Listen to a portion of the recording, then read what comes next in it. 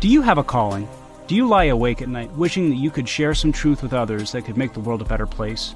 If you do, you probably also tell yourself 1,000 reasons why you can't, like, it's too expensive to start a podcast, I don't have any equipment, I don't think I could make any money doing it.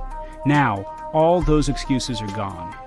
With Anchor.fm, you can record, edit, master, and distribute your podcast all from one simple and easy-to-use mobile app.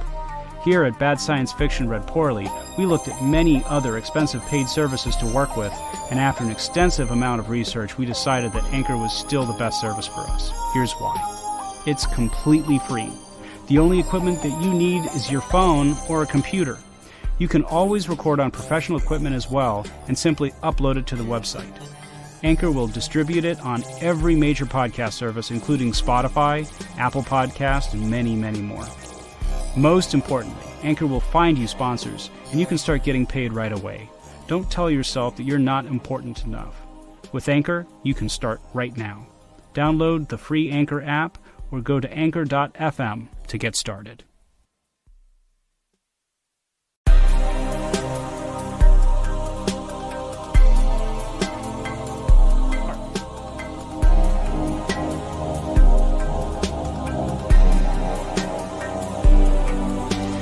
Hello, I'm Jay. And I'm Dick.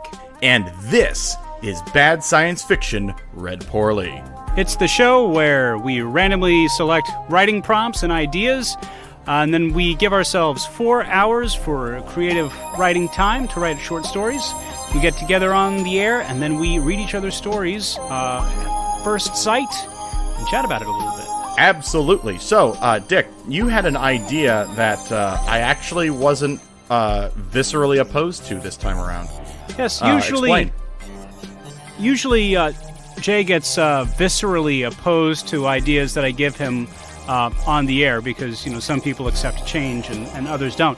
But my idea is I wanted to try to have some way to mix it up but still have this new creative element where you can't plan your story ahead of time. So my idea was just like starting a campaign in D&D that we would have a random character generator instead of necessarily the writing prompt. So we would actually get our main character first and then build the story around them. Okay, so what would that mean exactly? Well, I was just talking about this with Jay right before we started the show, and he randomly tripped into a really interesting website. Why don't you tell us about it a little bit? And I will say, we literally just found this, so we're not like promoting the website or we're not getting a kickback, so please don't sue us.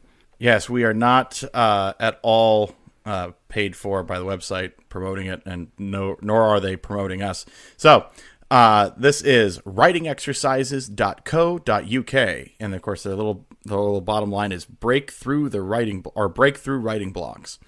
And one of the things that we were looking for is because we were kind of figuring out, like, okay, so if we're going to build characters, then we need to build a character like occupation or a job.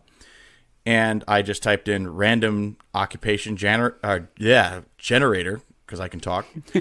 Janitor. It's subliminal, man. Random janitor generator. Anyway, it's a Freudian slip when you say one thing but you really mean your mother. Okay. Well, in either way, Dick, I was thinking about a space janitor. So that's to me, I was thinking like a spaceship janitor. Anyway, so yeah, and we came across this site, and it's got fun things like a random job generator, random character traits, random name generator, and a random character generator. So it's also got other things too, but these are the ones that we're going to be using for today. Yeah, so I was just thinking that to change it up, we would just pick one of each and just see where the chips lie, right? Well, I was thinking that we could probably pick best from two. Best of two, okay. Yes, best of two. So in other words, you have to pick the least worst option. The least worst option. Well, how about this? To change it up, because I'm predicting we're going to have a problem remembering what you come up with. Why don't we have the option of you have a chance at a reroll? So either you take what you have or you can reroll, and you have to take what the next one is. Okay. Yeah, I like that. And if it's really horrible, then you can re-roll a third time. We can do it that way, so it would be easier to cut and paste things. Instead of, when you draw stuff out of a hat, you can just pick one of them. Yeah, absolutely. So, all right. Let's take a look. I guess, because after all, what's in a name? Let's go ahead and start with the name generator. Who went first last week? I'm going to actually suggest the random character generator because I think it actually picks gender for us. Oh, I guess, yeah, you're right. You're right. It does. So let's go ahead and... So that'll be fun. Okay. All right. So who's going first? I have no idea. Why don't we pick? Just because I'm decisive and self-assured, I want to go first. Okay. That's fine. I'm not hooked up to a polygraph, am I? Okay. Let's go for it. I'm actually really excited, and I can't wait. Let's give it a try. This character is a man in his 80s who can be quite jealous. He comes from a poor background, lives in a remote farmhouse, and tends to be a bit forgetful. All right. So, science fiction-wise, this could be a gold mine. And if I decide for a reroll, I'm probably going to screw it up. So I will go with this one. A man in his 80s who's jealous. What did you just say? This man in his 80s, he can be jealous. Okay. Poor background. This lives in a farmhouse. This sounds like real science fiction gold. Okay. So there you go. Let's pick yours, Jay. Oh, sorry. 1 second. I'm just bouncing around here on all this stuff. All right. Here we go. All right, let's hear it. This character is a woman in her early 30s who is very shy. She comes from a poor background, lives in a country cottage, and tends to drink too much. No, we are re-rolling on that one. Yeah, it kind of sounds a little bit like my story. This character is a man in his 50s who can be quite mysterious. He comes from a comfortable background, lives in a penthouse apartment, and tends to be over-generous. Okay, I can see that working. Now, a penthouse, you could say you're on a penthouse in like a spaceship, right? Yeah. It's like by the captain's quarters or something. All right, that could work. Yeah. 1 second, let me transfer stuff over. Haha. Okay, so now we've got our characters. Now let's go for names. All right, so I'm an old guy. Name me. Paul. Paul, I don't like that name. That sounds too smart and wise. Okay, let's re-roll. Tommy. Sounds really young, but so does, what's that famous actor whose name is Tommy? You know what I'm talking about? The guy with the wrinkly face? Tommy Lee Jones? Tommy Lee Jones, yeah. Yeah, I'll go with Tommy. Tommy works. Okay. And we've got a last name. Oh, interesting. Okay, let's hear it. Marshall. Tommy Marshall. That works. But you can call him like Old Tom Marshall, right? No, Tommy. Tommy? Okay. I'll live with that. That sounds good. Tommy Marshall. All right. Now time for my name. All right. And your name, option number 1, is Stanley. Do you like Stanley? I like it. We're keeping Stanley. The 50-year-old, really nice rich guy. What's his last name? Butler. Stanley Butler. Stanley Butler. Do you like that? Yeah, I like it. Okay. A rich, genuine person with the last name Butler. It's kind of like if that's a job, then it's not quite, I guess, but, well, maybe that works, actually. I think now that I think about it. Okay, that's good. All right, so what are we going to do next? Character traits or job generator? Let's do character traits. Why All right. not? So let's see. What by the do way, I have? this means we're gonna have a record of 5, because then as soon as we're done with this, we got to do genre. Oh, genre! I love it. Okay, so let's see what we got. All right, you have industrious, overbearing, and cheerful. I really don't see that unless he's a monk. I can see that if he's a monk. I am really writing this if it's going to be a monk. Okay. So, you know what? I'm going to really regret doing this. I want to re-roll, because that could work. All right. Materialistic, charming, and shy. Materialistic 80-year-old man living on a deserted farm does not sound... unless he likes cars or something, that could be... All right, re-roll. Yeah, I mean, it goes... Re-roll. What are you talking about? This is good. Charming and shy. Well, why is he shy, and why is he charming, and why is he materialistic? To me, it's kind of like... Are you trying to convince me, man? I want to re-roll. Okay. All right. I don't like it. Eccentric, Reckless and lonely. That's what I'm going to do, right there. But that's the easy one to write. Well, the other ones just would have been, like, nuanced. But, I mean, I can kind of... This one I could actually see eccentric. Well, the other ones lend themselves to actually having a story, because there's got to be a reason why he's those things. Well, there's a reason why he lives on a farm, right? There you go. Yeah, like out in the middle of nowhere. Yeah, that's what I mean. Sorry. I was thinking. Yeah. Okay. All right. I like it. What's yours? Here we go. 3 options. Mysterious, easygoing, and restless. I'm going to reroll. Easygoing and restless kind of mean the exact opposite of each other. Well, you can be kind of like really chill and relaxing, but not know what you're missing, so you kind of like keep churning because you're not really sure. And then when somebody asks you something, I go, "Oh, that's fine." No, I'm not. Let's put it this way: the easygoing and restless thing to me would be more fun, but I'm not choosing it based on the fact that mysterious would occur twice. Okay, fair enough. And that's not fun. All right. Dependable, cowardly, and carefree. Oh, this fits the character, so we're doing it. It actually fits the premise reminds me of a girl I dated in high school. Okay. I'm just gonna scroll past that. Anyway, all right, and jobs. This is going to be difficult for a farmer because a farmer can have a second job. But let's see what my job's going to be. Barrister. Is that someone that makes coffee? A lawyer entitled to practice as an advocate, particularly in the higher courts.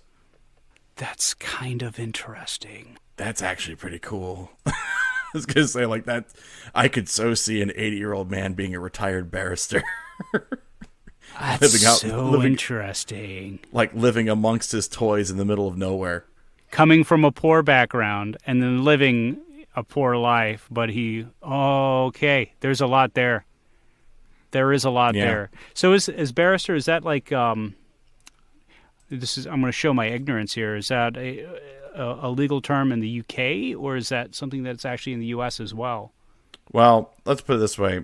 We're gonna simplify this. So what is it? Lawyer? What is it? Yeah, a barrister is a type of lawyer in common law jurisdictions. Barristers mostly specialize in courtroom advocacy and litigation. Their tasks include taking cases in superior courts and tribunals, drafting legal pleadings, researching the philosophy, hypothesis, and history of law, and giving expert legal opinions. So, in other words, more of a scholar. Okay. Than more of a scholar lawyer as opposed to, say, somebody who's like, I get you. So it's kind of like if a Supreme Court justice just decided to retire and move back to his farm. Well, not a Supreme Court justice. It would be somebody who was actually litigating. Petitioned the Supreme Court, yeah. Yeah. All right, I like it. All right, that's going to be an interesting story. Now, you have drama. Yes. All right, let's hear yours. Politician. That's low-hanging fruit on that one. Yeah, I was going to say, like, I'm re-rolling because that's no. I mean, what is it? Yeah, no, we're not doing that. Broadcaster. All right, so I'm going to use my one more roll and see. You know what? We can keep on scrolling through. Go for it. What's the next option? Chiropodist. A chiropodist. I have no idea what that is. Okay, so let's put this into Google and let's see what happens. A person who treats the feet and their ailments, a podiatrist. Oh. I mean, that would explain why why he's got money. He's very generous with other people. I don't know. I kind of think that's kind of a little too like a space foot doctor. You know what? Space foot doctor. Yep, we're doing it. Okay, good. I like it. I was gonna say because again. Are you okay over there, Jay? Yeah, I am quite all right. This is what happens when you like build a desk and you totally mess up the keyboard tray. I think Jay just reached for a cup of water and his drinking problem started. Oh, God, no. Anyway. At least you didn't spill a gallon of water all over your electronics. All right, so Space Foot Doctor and a an old, poor farmer that loves materialistic things and is a retired legal scholar. Yes. I'm liking these stories. Now, the final linchpin.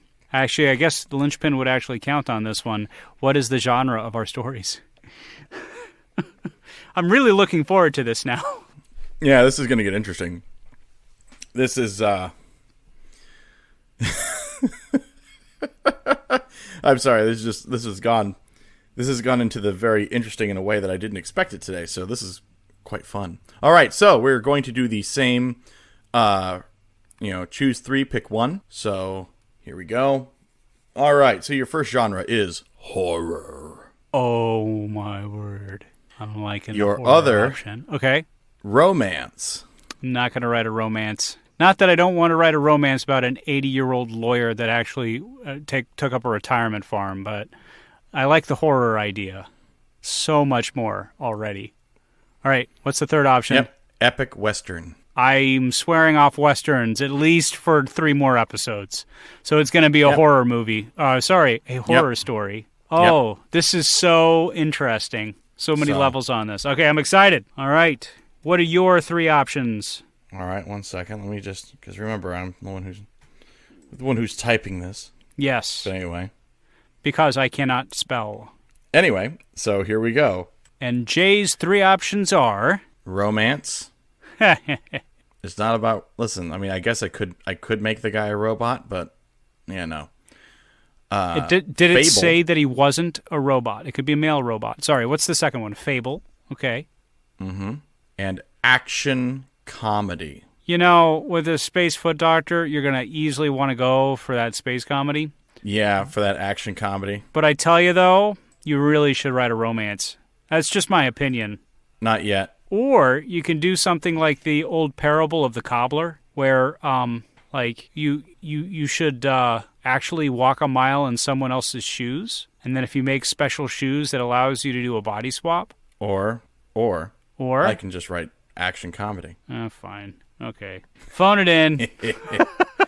I'm not going to phone it in. I have a story about a space foot doctor, so that's going to be fun.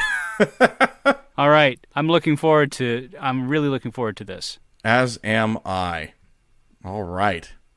Well, Dick, anything else before we get started? I'm feeling really good about this. So I will see you in 4 hours. I am Dick. And I'm Jay. And this is... And we'll be right back. And we'll be right back.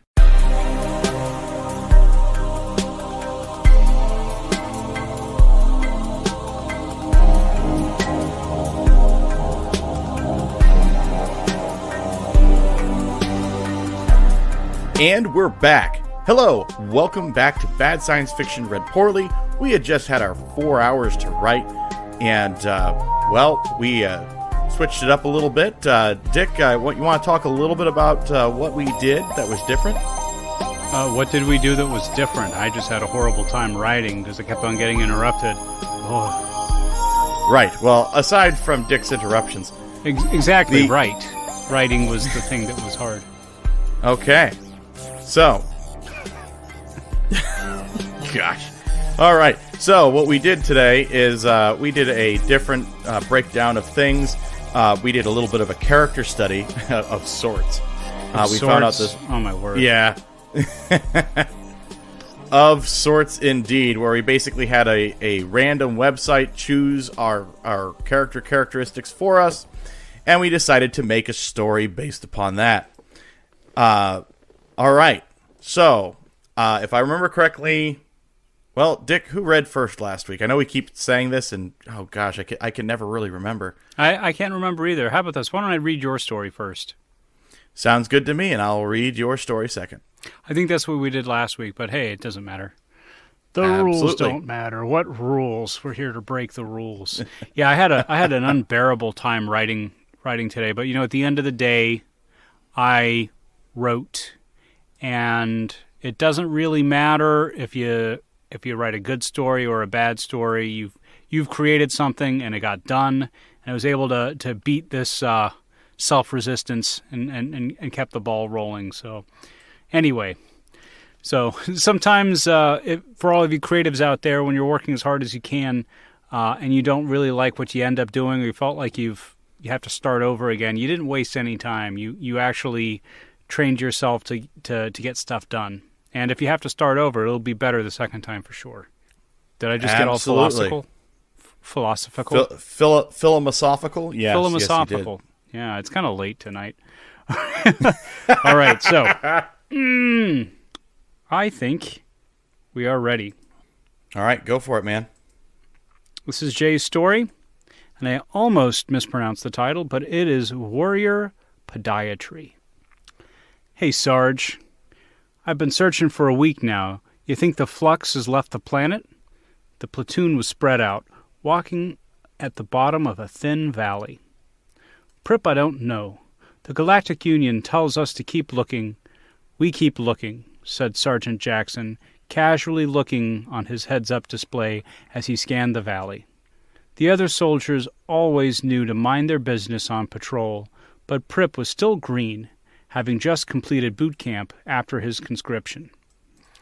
This was his first patrol. Hey, Sarge, shut up. I just have one more question. Don't you know on Promulus to keep their mouths shut? Jackson asked.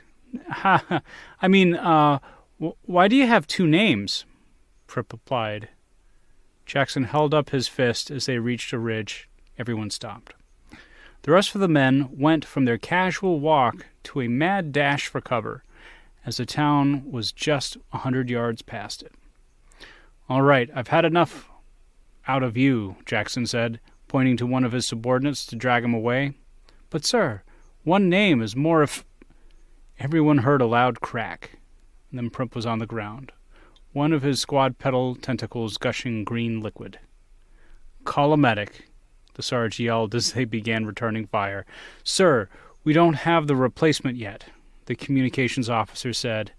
Then get on the line with the field hospital. Tell them we need someone ASAP. The return of fire ceased. It was a sniper with a beam rifle that made the shot, and the ensuing return only gave away everyone's position. Jackson, with a flurry of hand signals, ordered his men to quietly move positions. They bandaged Prip's front right tentacle as best as they could to stop the bleeding. One of the grizzled soldiers was with Prip and Jackson. Why wasn't the wound cauterized? Asked the soldier. Chirp, they're dosing the beam, replied Jackson. No way, that's banned by convention, said Chip, looking horrified at Prip. What's dosing the beam? Asked Prip between bounds of excruciating pain. It's where, based on rage, they dial back the power of the beam. It's where, based on range, they dial back the power of the beam. It's enough to inflict massive damage, but not hot enough to cauterize the wound. Looks like Flux has decided to abandon the treaty, replied Chip. Right, because it's not like we have ordered to leave our energy rifles at home in favor of projectile rifles. Sergeant Jackson's cynicism was palpable. Just then, there was a loud boom, and a small shuttle entered the atmosphere. Wow, they're sending someone from the fleet hospitals. We must be in terrible shape, Jackson thought. The shuttle landed with a loud thud, and the door opened. A man dressed head to toe in tactical armor scurried out the craft. Sergeant Jackson, I presume, the man said. Long way out to be sending us, Doc, said the sergeant. Stanley Butler, M.D., podiatrist to be exact, said Stanley. Podiatrist? Kid's got a good amount of tentacle missing, and they send us a foot doctor? Chip said to Jackson, shaking his head. I'll have you know, Stanley began yelling, stopped short by the Sergeant Jackson smacking him across the face. You give our position away again, and you'll be in much worse shape than Prip. There's a sniper in town. I suggest you be quiet. Stanley's eyes widened. Sniper? They told me it was all clear, began Stanley. And to answer your point, mister, oh well, it doesn't matter. I'm well versed in physiology for all known species in and out of the Galactic Union. Yeah, whatever, Doc. Get to work. Chip and I need to figure out a way out of this mess. I have to phone this in to the lieutenant, Jackson grunted. Stanley immediately set to work, opening a field surgery kit. With this kind of mud out here, I'm not even sure I can sterilize this wound, but I'll do my best. Stanley muttered to himself, why can't they use robots to prosecute this war? They rarely have foot problems. Stanley administered a field anesthetic to numb the pain and took a look inside the wound. You're one lucky soldier. Half an inch to the left and it would have hit a major artery. It's not a problem, a scratch really, Stanley said, using time-dissolving glue and sleeves to stop the blood loss and repair the tentacle. What's your name? Asked Stanley, as he pulled a heat gun from the bag. Prip, sir, private first class. The pain dulled since the use of the anesthetic, but was not gone. Prip's eyes saw the gun taken out of Stanley Butler's bag. What's that? He asked, eyes wandering in a trembling voice. Relax, it's a heat gun. Why would I repair your leg only to blow it off? I mean, this wasn't the best job, but it's far from embarrassing, Stanley chuckled. This is going to feel uncomfortable, but now that we've repaired the damage, we have to seal the wound. Stanley pressed the heat gun against the wound, which had been sutured closed, and pulled the trigger. The immense heat caused the contracting point to glow red, followed by Prip screaming. Mommy! Mommy! Pip screamed, grabbing his tentacle with his hands. Chip, how old is this kid? Stanley asked. 17, Prip yelled, unaware of the question he was being asked to. Stanley shook his head. The conscripts are getting younger, he thought. We don't even need conscripts to fight this thing, you know. Stanley was looking at Chip. Don't look at me. If I had my way, he wouldn't have left the draft. Having to absorb these guys into our unit has done nothing but slow us down, replied Chip. Two figures crouched low, ran up to the group. One was Sergeant Jackson, the other one was a quadrupedal with two hands and a smaller set of pincers between the hands and feet, shielded by a carapace before the military gear. You must be Stan. I'm Lieutenant Gumble, said the lieutenant. Dr. Stanley Butler, Lieutenant. I didn't go to med school so people could cut corners, replied Stanley. They told me that you were difficult, but whatever. It's been a while since we had any sort of medic. How long can you stay? Asked Gumble. Stay? I was just about to pinch out of here. My wife tells me rifles don't suit my figure. Besides, I need to pick up some gin on the way home, or the missus will... Stanley was interrupted by another cracking sound. This one was louder than the last. The sky dimmed and the valley took a slightly blue hue. Looks like they took out your egress, Doctor, Sergeant Jackson replied. What do you mean, Jackson? Asked Lieutenant Gumble. With all due respect, while you were busy finding north on the map to call in artillery, it looks like they closed the door of the trap, replied Jackson. You mean I'm stuck here? Asked Stanley. I guess you better rethink that rifle, chuckled Jackson. I never heard of the Flux doing this before, said Gumble, confused, growing more concerned by the minute. Guess they didn't teach you that in OTS. I advise we get moving before they dial us in with their artillery, since they likely won't be bringing in the planetary bombardment, began Jackson. What makes you think they won't call one of the bombardment canyons? Asked Gumble. They've got at least one guy in here with us. If he's escaped, we'd be dead by now. We can use this tree line, head out to the west, and take the town from an angle that they won't be expecting. Fluxes aren't very good on initiative, and while the energy field keeps us from calling it in, it keeps them from doing it too. That's the positive side, at least, explained Jackson. The negative? Asked Stanley. Well, they must be pretty confident of what's on the other side of that town to trap us like this, replied Chip. I don't think that's the best place, so far they've only spotted your fire team, and don't know how many of us there are. I say we take the town, full frontal assault, said Lieutenant Gumble. You don't think they know your tactics, too? Said Stanley. Stan, if I wanted your opinion, I'd ask for it, replied Gumble. Sir, the valley's layout is such that they could be luring us into the town just so they can blow it up. Intel says that the field behind the town is perfect for heavy armor, declared Jackson. You said yourself that they weren't one for initiative, Doc. You're with Jackson. We move out in 30. I want your squad to lead the attack, ordered Gumble, turning and scurrying back to the other units. Sure thing, Lieutenant, said Jackson. Stanley was stunned. Jackson took the opportunity to toss a rifle to him. You still remember how to use it? Jackson asked. Killing isn't my profession, Stanley replied. If you don't go with us, I'll shoot you myself, said Jackson, turning to Chip. Make sure that the rest of the guys know what's up. We have about 20 minutes until the opening barrage. Then we advance. I'm ready to go, Prip said, getting up. The right front tentacle was still weak, but the other 3 supported him. You'll be slower. Here, take this, said Stanley, reaching back into his shuttle, pulling out a plasma rifle. Jackson and Chirp were baffled. Why didn't you... You know what? Never mind, Doc. You're with me, said Jackson. They took position in the woods. Within minutes, the hollow thump of mortar came from their left. Stanley watched as the rounds hit the energy barrier and deflected downwards towards the front of the town, ultimately landing at the front gates, followed by rockets and fire. From a bell tower and a few houses, one could see flashes following by the crackling sound of energy weapons. That's the kind of penetration our mortars will get. This could get pretty hairy. All right, let's move out. Jackson signaled to the group to emerge from the tree line and move towards the town. Rockets made short work of the tower, and the houses were ablaze. Jackson's team, with Stanley in tow, moving into the town unnoticed. Launching a purple star shell, Jackson signaled the other fire teams to advance, but mostly to stop shelling the town since they were already at the square. An eerie quiet fell down over the town as the Lieutenant Gumble's men entered. I don't trust it. It's too quiet, said Jackson. Why would they so heavily defend a city with only 5 inhabitants? Asked Stanley. Why sweep around when we could just do a full frontal assault, eh?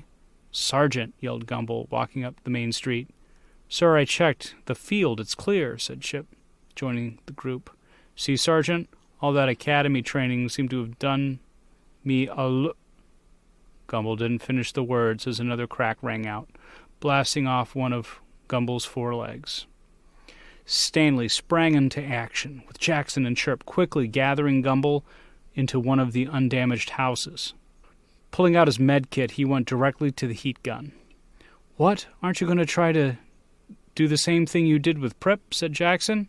Without answering, Stanley threw a rolled-up piece of leather to Chip as he charged up the heat gun. Put that in his mouth. This is going to be rough. Sure, replied Chip as he placed it in Lieutenant Gumble's mouth. The blast from the heat gun lit up the room for a split second. Gumble's screams were ear-splitting. You have to fuse the flesh to the carapace to get the bleeding to stop. Otherwise, he'll be dead in 60 seconds. Stanley reached into his bag, pulling a syringe of painkillers. Besides, it'll grow back in 6 months. Stanley injected the painkillers directly into the fused flesh. Jackson and Chip stood there, stupefied. Chip's face turned green at what he saw. I think I'm going to be sick, he said, running to the sink. What? You think they just allow any kind of podiatrist to do this? All these lasers and bleeding out business, and you get sick over a needle? I bet your mom still cuts your steak on R&R, laughed Stanley. Those should put Gamble out for the rest of the day, lest he wakes up and sings from the rooftops. So what's next, Sergeant? Did he really need those drugs? Asked Jackson. I mean, you could say he was incapacitated by pain, or you could say I'm sick and tired of some 22-year-old bratless, less than half of my age, trying to get me killed by giving away my position to a sniper. Under the circumstances, I don't think the military board would mind too much. So, Sergeant, what's next? Prip walked into the room from inside the structure. Sir, we've got confirmed the enemy has fled to the remains of the church. Let's go, Doc, you're with me, and leave the bag, said Jackson. They exited the building, the way they came in, stepping out to the street. Prip fired a few shots at the remains of the bell tower as Stanley and Jackson entered the church. They both spiraled up the stairs of the bell tower, trying to maintain the element of surprise. Kicking open the last door, Jackson and Stanley rushed into the top room, which was now fully exposed by the rocket fire earlier. They were greeted by a shiny metallic figure. A robot? Jackson was able to ask before it fired, the beam striking him in the shin. "You missed," said Stanley, pulling out a laser pistol from his wristband. The shot pierced the android in the middle of the chest, causing it to fall off the edge and onto the street. The blue hue removed, normal sunlight shone through once again. Rushing over to Jackson, Stanley pulled a smaller kit from his jacket. "You should be happy that I'm terrible at following orders. It'll probably why they sent me down here in the first place," chuckled Stanley, as he set to work repairing blood vessels. "Hey, Sarge, you know what this view reminds me of?" Stanley was preparing the heat gun. "On Earth, I have an orbital penthouse overlooking New York," he said, as he placed the heat gun over the wound. "It's a valley. How the hell does that make sense?" Jackson asked. "Just use your imagination, see?"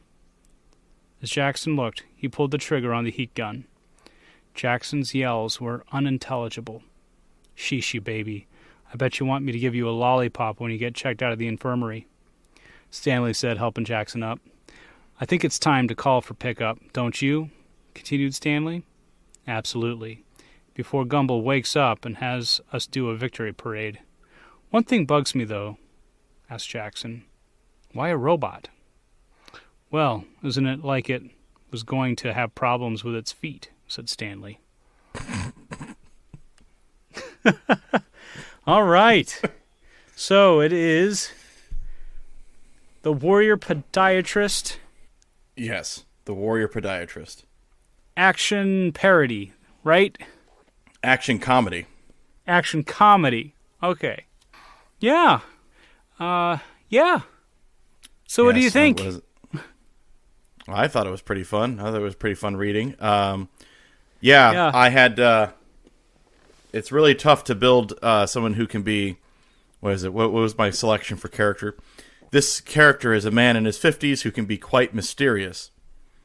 Okay, I got the mysterious part. Okay. Yeah, because people are wondering, like, why you got a laser rifle of all things? And, you know, after you did this big song and dance about not liking rifles or killing. So, and then, it could have just been issued, and you could have been like, "Oh yeah, I forgot that was in there." Well, I mean, yeah. Well, the thing is that instead of actually questioning it, I figured I'd just let the scene speak for itself. That's where they're like, so you know what? Forget it. Like, let's just let's keep going. So I like it. Yeah. And there was some good development because it's at first like, "Oh, I'm just here to like do this," and it's like, okay, I'm gonna knock out the lieutenant and take charge. Yeah, knock out. It's like, it's very clear. I can tell that the Sarge knows exactly what he's doing. So, womp womp. And then, of course, I love the idea of a battle-hardened soldier, like, getting sick over what is it? Just using a needle, like sticking like somebody needles. with a needle. Yeah. Yeah. To me, it's just kind of like, of all things. So, yeah, and then all the all the insults, and it was that, and what is it? The heat gun trying to use that and trying to downplay the fact that it's actually a really painful thing to cauterize a wound. I'm not sure how much of a downplay it really was, but it was kind of like, oh, I guess it's time for the heat gun again. But yeah. I guess it has to do more for anatomically. It's just a wound cauterizer. Yeah, basically. So I just thought it would be fun if it was a gun. That way you pull the trigger and it does it once, and you can dial in whatever strength you need. Yeah. Because after all, if you're a galactic union and you've got different races of different builds and everything, skin density is going to be different and all sorts of things. So you need something that can actually, serve as a multi-tool. General medical care would be really hard to organize. Oh yeah, and that's kind of why, again, like with the podiatrist. The wait a minute, this guy, we need a doctor, and they send us a foot doctor. I just love that. And yet, by the way, everyone gets hit in the shins.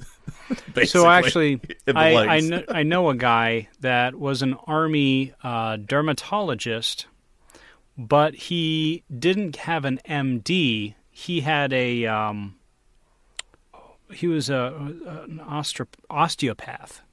And just the combination of an osteopath dermatologist is kind of Gosh. it's extremely strange. And like I was asking, why dermatology? And he said, how many times are you going to get called at 3:00 in the morning to go to work because somebody found a zit? So it's just like, it was there. Yeah. But he wanted to pay for medical school by going into the Army, and I guess in the state that he was in, the process that was the easiest to go through would be as an osteopath. So I think it just saved him like 6 months, and Okay. so he just went that route.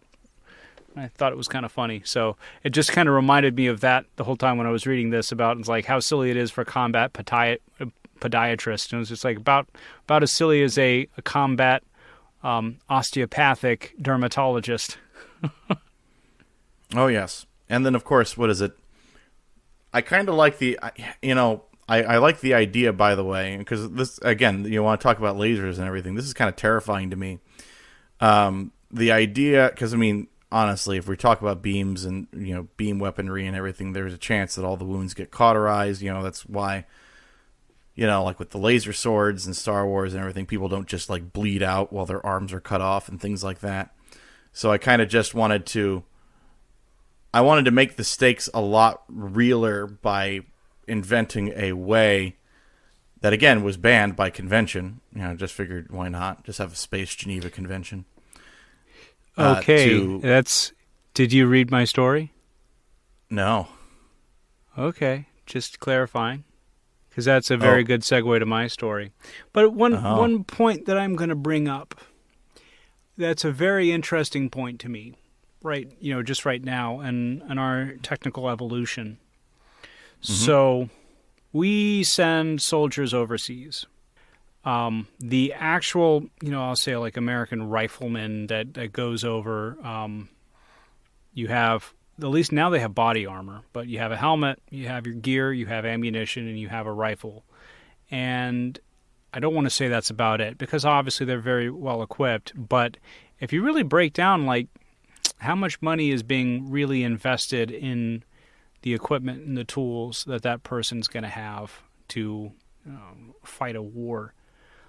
And it really makes you wonder, because in the comparison sense of aircraft, if you have the ability to fly Predator drones, you have a machine that can go and kill about as many people as you want to from afar without anybody even knowing. And that concept is a little bit scary, because we have, for 20 years, we've probably, or even longer, have had the technology to send out either radio-controlled or, autonomously operated armor that could do very similar things.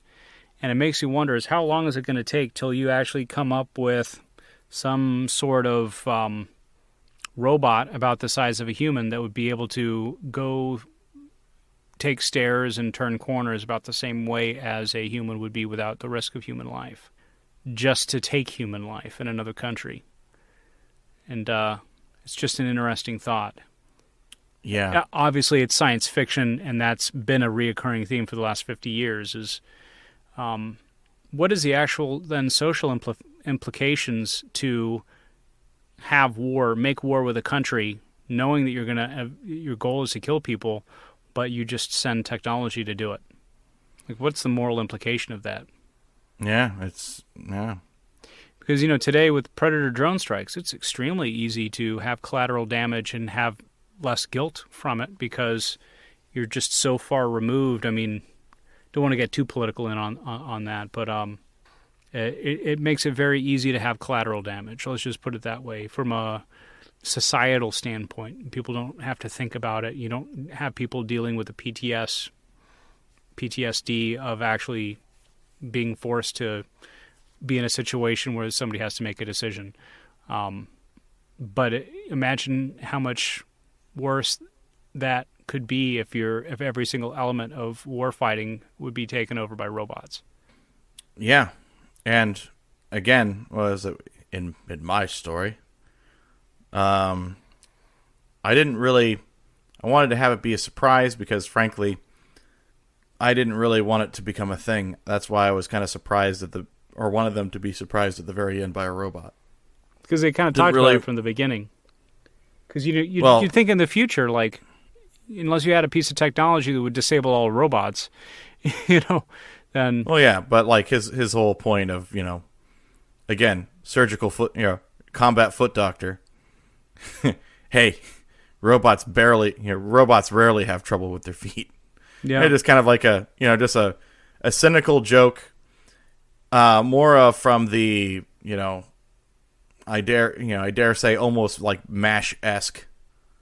Yeah. I kind of wanted it to be a little bit like that. I didn't want it to be like too like, Hawkeye, but Now that you say it, now I actually hear the Hawkeye in it. Because, I will say from a reading standpoint, there was just an awful lot of dialogue to make sure I pronounced correctly. So yeah, I'm sorry about that, but at the same time, it was kind of like...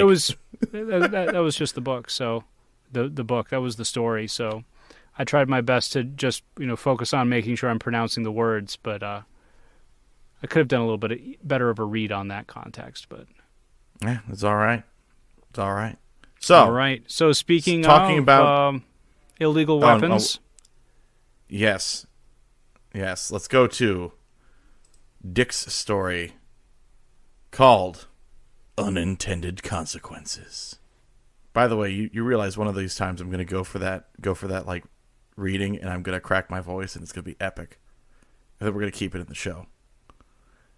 Unintended consequences. Yeah, unintended consequences. Anyway. Thank you for setting the mood. Yes. Unintended consequences.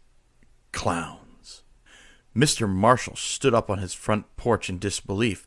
He loaded 3 more rounds into his shiny magnetic shotgun, special purple-tipped cases. The scent of oil was still in the air from the last shot. Now listen here, you hooligans. This is not funny anymore. The last shot of rock salt had no effect on the outlines of the figures in the field. The tungsten-reinforced stainless steel fletchet rounds he loaded up were legal out here in the moon farms.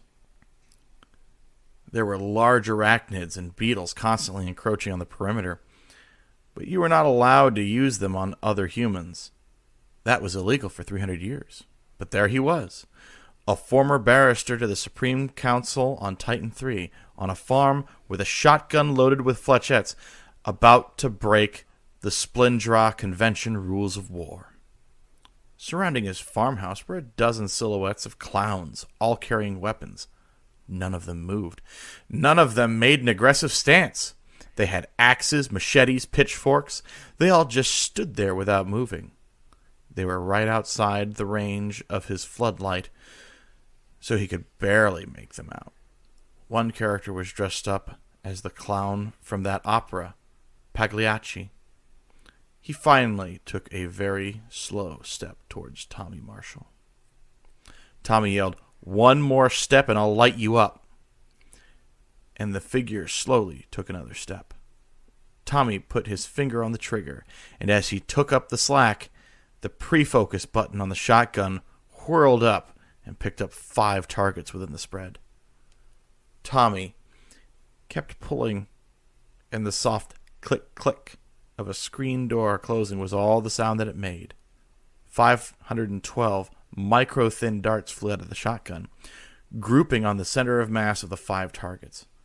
These fletchet wounds were very specially designed so that they flew straight at its target. But when they impact on a soft surface, they bend and travel in a circle.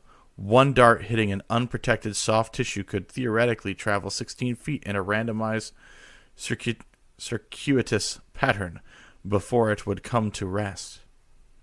It would puncture blood vessels, organs, muscle, even bone. These were designed to overcome the arachnid's very high metabolism. With regular bullets and fire, they could regenerate from their injuries in a matter of minutes. Fletchets would do enough damage that the arachnids would succumb to the internal bleeding before they could heal themselves. Tommy knew no one would survive a barrage of 100 darts, but in disbelief he saw all the figures waddling towards him, like the shots had no effect at all.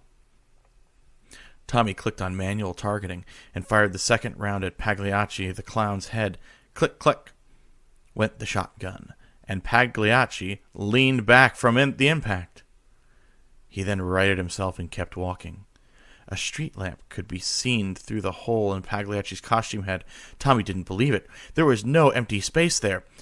Like a stuffed costume, there was no electronics, no tissue, just a hole. Tommy targeted Pagliacci's knee. If he could break its leg, it would have stopped. It would have to stop walking. Click, click, went the last round. A hole appeared in the knee of the clown, but it kept approaching. Tommy raced back to his thick oak door, slammed it shut. He picked up a loose floorboard, wedged one end under the doorknob, and the other end he slid in a notch carved in a revealed joist. What had gone wrong? How did it get this bad? And what was wrong with all those people around town? I guess it all started 3 weeks ago. 3 weeks earlier. Tommy Marshall walks into the local grocery store and bait shop. It was his usual Thursday morning grocery run. Food for the week. Pick up a bunch of repair materials for the farm, drop off that week's produce, and get last week's newspapers. There were so few people on this moon on the end of the world, and none of them would even bother to read an actual newspaper. So Tommy had made a deal with the cargo pilot, and once a week the resupply ship would drop them off at the store's delivery. "Tommy boy!" the octogenarian shop owner cried out at seeing his old friend. "How are you doing, Jim? Anything new in the universe?" "Oh, well, anti-peace protesters on Regalia 4 are trying to start a civil war. But that bubble gun technology, is doing a great job of keeping people from hurting each other." Tommy sighed. "Back in the good old days, we used to let countries fight each other in sporting events, but the proposal to ban soccer because of its violent nature. Of course it had to go, though. Or had to go through. I warned the Supreme Council of unintended consequences. Now people are organizing rumbles in open space just for the fun of it. You try to control people, they get more creative, finding ways to make their own decisions, even if they are dumb." "You sound like an old man, Tommy," Jim said jokingly. Tom went over the window. "Hey, Jim, you got this purple mold growing here. Run the AC too long? Once the purple stuff takes, it's hard to get rid of." Jim got a new bottle off the shelf. "We try new stuff that works for a couple of weeks, but the mold gets used to it. I got this new stuff from the station. They said it kills everything. Let's try it out." Tommy rolls his eyes. Why does everyone always look for a chemical solution to farming problems? Just scrape it off or heat it up. Jim laughs a little. "Tommy, it's not like it's alive or anything. I mean, kill it, scrape it, the result's the same. Better living through chemistry." Jim sprayed the base of the window, and they waited for 2 minutes. The mold changed color from purple to white, and then it wiped right off. "That ought to do it." Tommy shrugged. "I just find it wrong to kill something that has been on this rock longer than we were." Jim spoke up. "Like arachnids?" That purple mold was all over the place when settlers first got to Norm 7-3. It was unlike anything we had ever seen. These wild spores clumped up and made the entire surface look like it was covered with velour, like the inside of a 1970s conversion van. It did not spread quickly through the air, so after burning off some areas of farming, it was relatively easy to keep the mold away. Fire cleared it, and it rarely returned. It took a lot of time to burn the land off to clear for a farm, and many people could care less about Norm 7-3. It was a backwater, too much rain and too much drought for most crops, so it was just good for growing sorghum. No one ever came here for any reason. It was a dead-end stop. Just farmers who don't like other people and people that want a good place to hide. That was me. For years, I would petition the Supreme Council on all sorts of topics. Nitrate, benitoite, miners asking permission to use trinite explosives to mine near red giants. And I had to convince everyone that the gamma burst dangers were nominal, or petitioning nutrition regulations to allow for a higher percentage of synthetic meat, even though we knew it increased the cancer risk. I found a loophole that forced the Klubradny colony to relocate after 120 years because of the Dragon Collective wanted to buy the planet from under them. You make a lot of enemies, and at the end of the day, you really ask yourself if you did any good whatsoever. At least here I can do honest work. Farming, like my father and his father before him. I wanted to change the universe, so I became a lawyer. But I did not find anything other than a machine that needed a cog. At least I can feed people now. It doesn't get any more honest than that. But the universe isn't infinitely big. A family of city folk settled down next door and tried using a chemical spray to clear the land for their field. They didn't want to burn it because they were worried about the air quality. So they sprayed, and several months later it came back. They tried 2 more times, but it seems that the mold is building a resistance. But many of those city folk were loud. They yell all the time, and the kids run around screaming. And speak of the devil, Tommy said as Frankie and her first wife walked in the door. Jim looked over and told Tommy, "Now be nice. There are only so many neighbors. You can't always find something wrong with every one of them." Frankie came to the counter. "Did you get the order in of that new chemical?" Jim beamed. "I'll load it on your truck. This stuff will be the magic bullet." Frankie looked at Tommy. "We're having a barbecue tomorrow night. All my spouses are going to be there. You should come." Jim glared at Tommy. Tommy shrugged. "I guess I'll be free. Not much else going on around here." Frankie and Jim both chuckled. "I'll bring a ham," Jim said, as he went around the back. Frankie dropped a can she was holding, and as she reached down to pick it up, Tommy saw a purple streak running down her wrist. "Varicose veins?" Tommy asked. "No, I think it's a bruise. Not a problem. I'll see you tomorrow night." "The picnic." "Do you think he's going to come?" Frankie asked with a touch of disappointment in her eyes. Jim looks up from his plate. "That's the problem with Tommy Marshall. He works on his designs so much he loses track of time and kind of forgets about anything."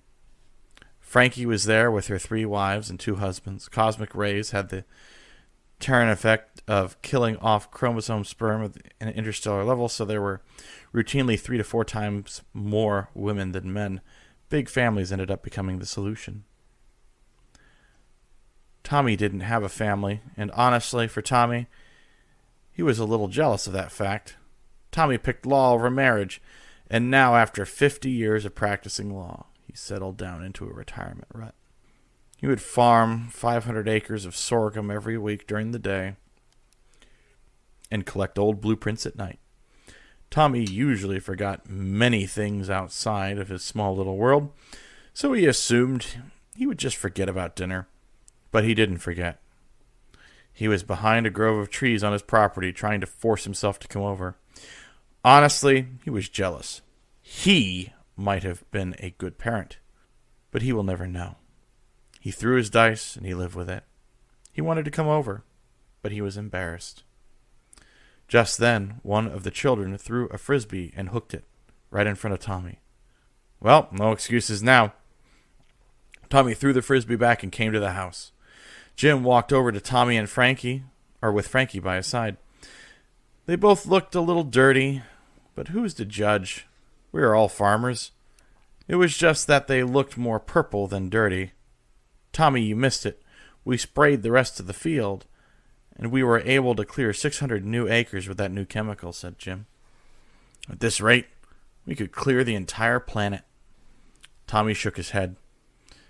I have been farming here for 5 years, and I have never had an issue with the mold. If you just clear an area the old-fashioned way, it never comes back. You just give it its space, and it gives you yours. Frankie started laughing. You crazy old man. You can't possibly think the mold is alive, do you? Tommy turned red with anger and just walked off, back to his house. He tries to see people and spend time with them. They just get him angry. He couldn't shake the feeling that something felt wrong, but he just kept working on researching his blueprints. Early 22nd century spaceships were a favorite pastime. He loved the time when there were 20 different companies coming up with creative propulsion systems before quantum hyperbellum drive was invented. He would take the old blueprints saved online and carefully 3D model the parts for him to assemble. This newest project he was working on is a plasmastatic drive. It would electrostatically expel atmospheric or debris in molecules, but had no moving parts. He had all the pieces together, but there was a timing issue that was keeping his ship from working. Well, now that I don't have to pretend to like my neighbors, I can troubleshoot the craft. After a week went by, he went to Jim's place to drop off his week's shipment of sorghum. But as he pulled up, he noticed something very frightening. The shop was covered in the mold, and there was no one to be found. He loaded the sorghum into the silo and then went to Jim's house to see what was going on. Jim was not there, and everywhere he looked was a light coat of mold. Tommy started knocking on every door, but the more he knocked, the more he realized he was the only one on the planet.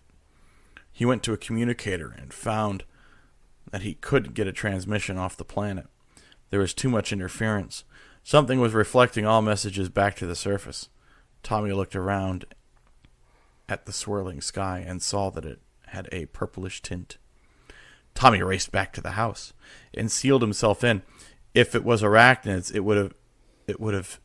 I would have seen webs. Beetles would have left bodies. Someone would have told me if there was an evacuation. 2 weeks went by locked up in his house without a peep. Every now and again he would hear a low vibration and he would look around the house and nothing was there. Every morning he would fast forward through the security video around his house on the off chance that he saw something. Then one morning he figured it out. Tommy fast forwarded through the footage, and during one of those weird low rumblings, he heard Jim's voice. He had to speed up the footage 30 times faster than normal speed, but he heard Jim's voice loud and clear. "Tommy, we don't want to hurt you. Please talk to us." Tommy unlocked his door and stepped outside. He yelled, "What is wrong with you clowns?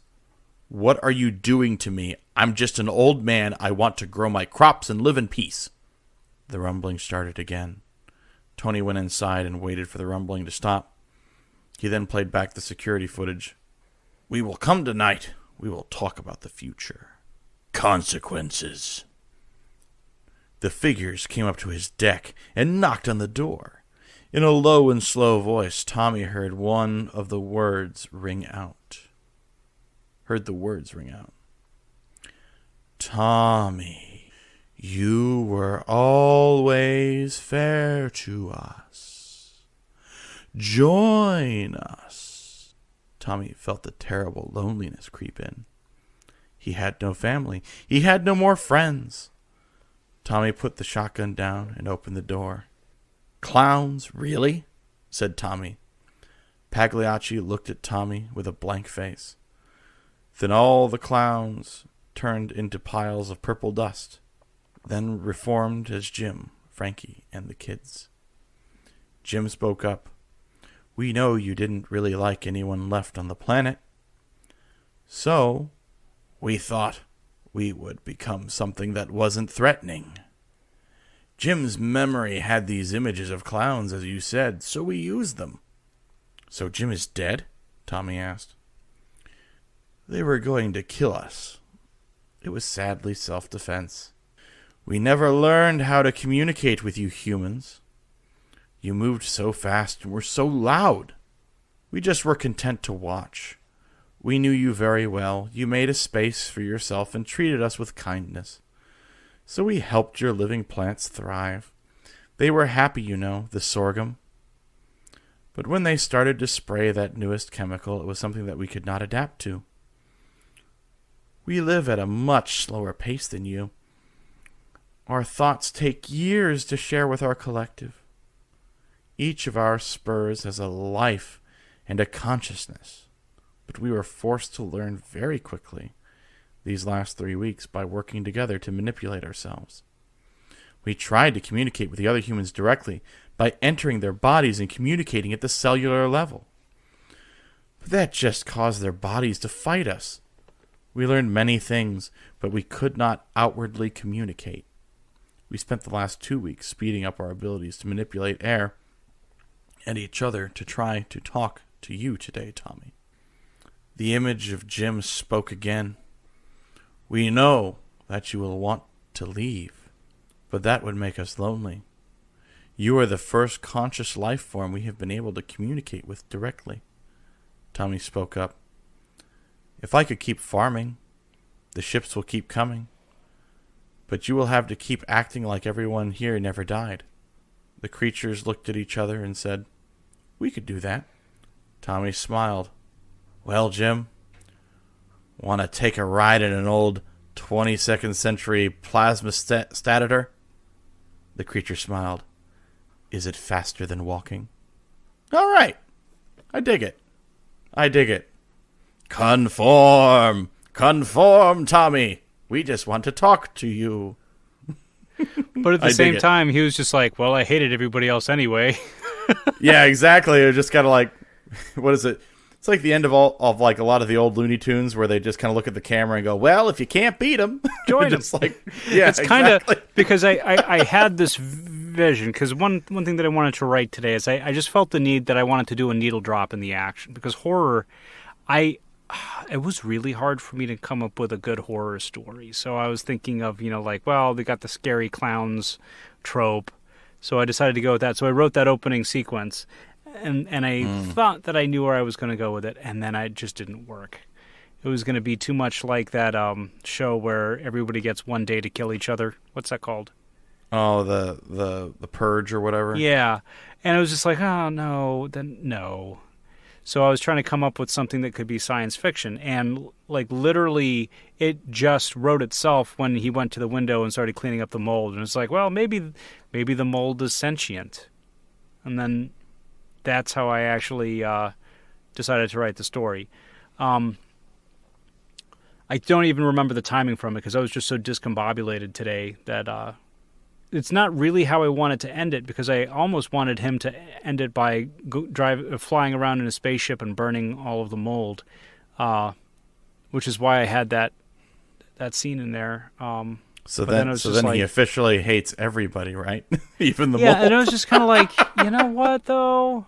Like, when I was just like, oh, if you leave the mold alone, it'll leave you alone. And that's kind of like the live and let live. I preferred. So. Yeah, I get you. So I mean, that was pretty interesting. I liked all of it. I really, I kind of dug the. I guess what happened to the arachnids and the beetles on the planet? Oh, there weren't any. It's just like a thing that they show up every now and then. So okay. That's like, because I was talking about the fleshing rounds. It's like, why would you actually have that? Because it's actually a really horrible weapon. I mean, it's not really designed. It's designed to kill people slowly. Yeah, it's designed to inflict maximum pain. Kind of like a laser weapon that can range find and dial in the power so that it doesn't cauterize a wound, but it still inflicts massive bleeding damage. Yeah, I hope we're not in a dark place this weekend, that we both kind of came up with that same... That was very weird that we both came up with that same concept. So, yes, I don't know. And by the way, just one more thing about my story. If you notice, the other guys basically just said, "Oh well, if we can't inflict damage, fine, we'll use projectiles. if we can't inflict pain using lasers, then we will with projectile weapons." I just thought that was probably the one of the more hilarious things. That yes, technically, even though what they were doing was, I guess, legal because they weren't, using laser weapons. It's still like it's equally as bad. Anyway. Yeah. So, but no, this I get it. Man. It's like, oh man, they're not using the rules because we have to break the rules, but all we have projectiles. Yeah, exactly. All we have are things that'll cause massive internal damage. So, oh man, no, but this is great. Like, clowns, man. Why clowns? Of course, why not clowns? But why clowns? Originally, it was actually going to be Disney characters. I have a small sneaking suspicion that people may not like that. Really? So why? I like clowns. Oh no, I don't mean necessarily like it as a story element. I just mean like it from a legalese. Oh, I get you. Yeah. But because anyway. I was thinking of I was going to have people dressed up as like children's characters, and I guess now after hearing the story, I didn't give the reason why they were carrying all of the farm implements to his house, and it was because he was going to propose that they were going to work the farm for him. I guess I forgot to throw that in there. So why are you carrying a machete? It's like, we're going to help you harvest the sorghum. It's like, Well, but at the same time, I guess it kind of, the thing is that it didn't strike me as weird, and kind of now that you mention it, I'm kind of looking back to the whole, what is it? Just this whole idea of we liked that you farmed and left us alone, and then, you just, of course, I guess the other thing is that he didn't really leave them alone. I guess he committed mass mold genocide, didn't he? For the plot of his land. And that's the thing that I wanted to get into about, mold spores don't die from heat necessarily. So it kind of so they just basically kind of lay dormant. Yeah. So it was kind of like, oh wow, let me get away from that, that type of thing. I could have refined that point a little bit more, and because originally he was saying it's like, no, you just scrape the mold off and it's fine. And so with the burning the land thing, that was probably a little too much, but because I could have clarified that just a little bit more than I wanted to. Yeah, well, that's all right, but and still, I like when they talk about by the way, the plants that you use, the sorghum, really enjoyed being farmed by you. It's just kind of okay. No, but yeah, it makes sense it's why they're about to die. They're sentient plants. It's like a life cycle thing. So, and that's one of my thoughts. It's like where vegetarians might come at you and be like, "It's an animal. It's a living thing." It's like carrots are living things, man. Do you ever realize that? I probably should have gone down that road. But I mean, you think about it, what if carrots could feel pain? What if green beans actually had feelings? And that's kind of, maybe you just don't know how to communicate with it. So maybe these mold spores, they didn't know how to communicate with humans until, but they communicated with plants. Even if it wasn't consciousness, it was, feelings and emotions maybe. Yes. And then as a collective, they forced to pool their resources and knowledge to break the barrier and communicate. Or if not forced. I didn't know what exact social grouping that it had, but having a group knowledge, like a hive mind would make it really interesting. And that's kind of where I was thinking of it. I was thinking about having it as being one being, but I decided instead to have it literally being quadrillions of beings that all work together. You mean like the Great Link from Deep Space Nine? The Great Link? Yeah. Yeah. Yeah, I guess so, because they're, they are individuals as well as a collective at the same time. I was going to say, I don't mean that in a derogatory sense. I just mean that that's the one thing that's kind of similar to what you're talking about That's true, yeah. I know. That does make sense. And the shape-shifting thing, instead of it being one entity that can change shapes, it's when they all work together, they can form new shapes. Right. Like Voltron. Yes, except with, a couple trillion mini robots creating Voltron. Yes. But aside from that, exactly like that. Yeah. No, trust me, if at any point in this thing we end up writing about thousands of things working, or any number of things larger than one working together to form a large thing, I'm just going to make a Voltron joke. It's fun. Yeah. So yeah, I mean, it's like drinking water. I can't not. So anyway, going back to the story. I mean, it was nice. I kind of like your use of time shifting, and I think that if you had a little bit more time, I think it would have been a little bit more interesting. It would have been a little bit more interesting, a little bit more smoothed over. And that's kind of where I'm a little bit like, I wanted to add it, and just getting disrupted so much today, I just couldn't quite get it written the way that I wanted to. But I think it's kind of that concept. I always wondered, if we did meet aliens, what if they don't just work on the same clock level that we do? If they work super fast, or so fast that we can't even communicate because we are on different wavelengths, literally. Yeah, and didn't you mention that in a previous show? What show, or what previous episode was that? I don't know about that, but I've talked about it a bunch, and that's why I said I wanted to write a story that had that in here. Yeah. I thought that this would, like, you think about mold spores, like how does that, like, I kind of think as a mold spore as being pretty chill. Yeah. So, so I think, you pass some information around. It might take a year because, hey, we're mold. It's no rush. And then all of a sudden it's like, oh, we can't even communicate with them that slowly. So, yeah, I thought that was a clever way of connecting things together. Yeah, and I think, honest to goodness, I kind of like your story. I think what I meant to say is I kind of think that what you should do is you should put this in the possible sequel category. Yeah, I think so. So at some point down the line, I can use elements of it. Well, yeah, you could do that. I mean, you could use it in a larger universe. Oh gosh, that kind of reminds me. Maybe we should do, if not direct sequels, at times. Like if we, a sequel episode where we have to roll a dice and randomly pick one of our stories and write a sequel to it. Yes, but we should also do a what do you call it?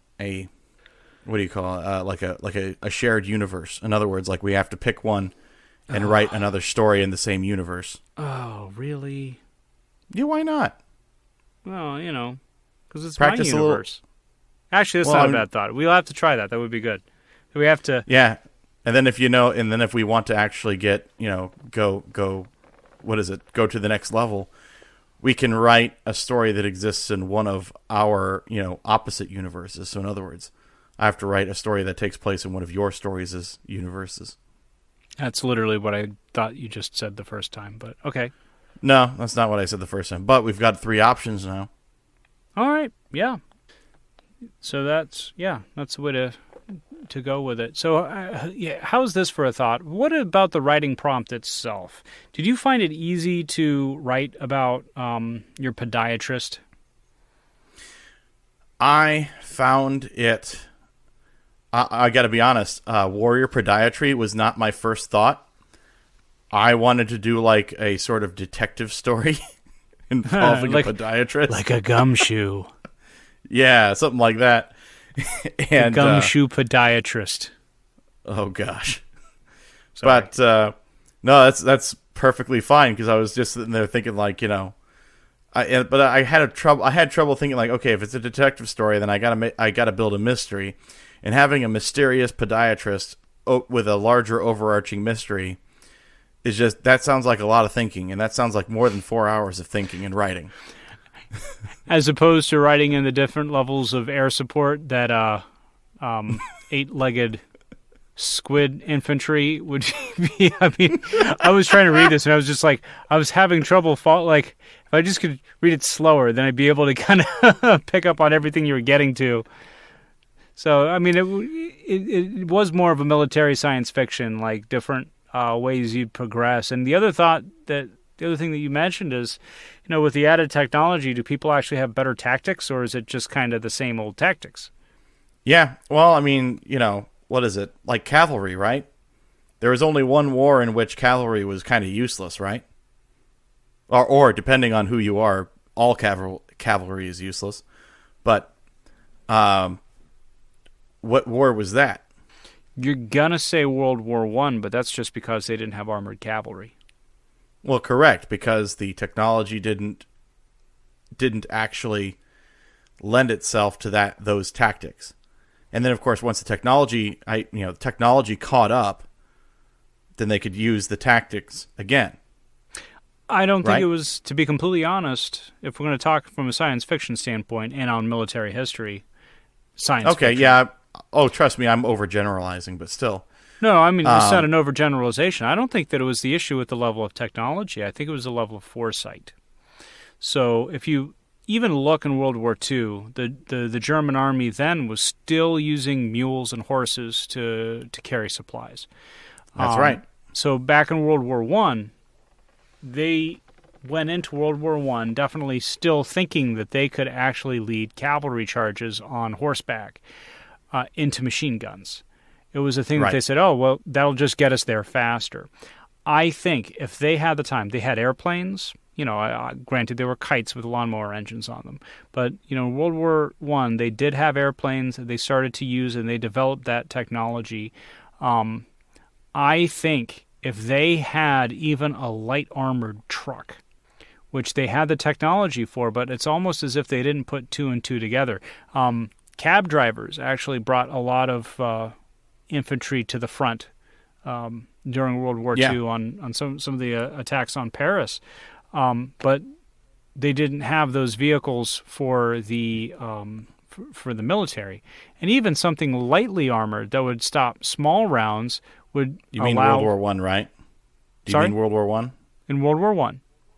Right. You said World War II the last time. Not to correct you, but I'm just trying to make sure that everyone is kind of with us on this one, because I knew you were talking about World War I. Yeah, in World War I, they were using taxi cabs to drop people off and to move units. But if they had, they had trucks, they could move people. They did move people around on trucks, but if they lightly armored them and designed them just a little bit differently using the same existing technology to be able to have mass troop movements in combat instead of just using them to move people, there could have been a lot of things that are different. Now I'm sitting here talking. I didn't know the terrain with the large artillery pieces, how they made no man's land completely unnavigable, and which is why they needed to have tanks to actually get through it.